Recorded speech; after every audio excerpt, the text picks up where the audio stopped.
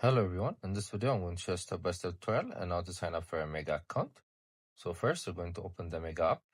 You guys can find it in the App Store or Play Store. Then once you're here, you're going to click on the sign up button. Then you're going to insert your personal information, starting from your first name up to your email and password. Then once you're done with all that, you're going to click on sign up.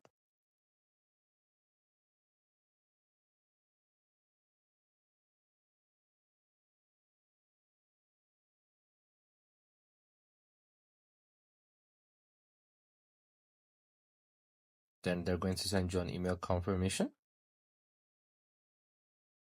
So head to your email and click on the confirm button. Then once you're done, they're going to open that account for you. So it's a simple step. Make sure to also check our other videos. I hope you guys like this video. Subscribe for more, like for more, share for more. I hope to see you again. Goodbye.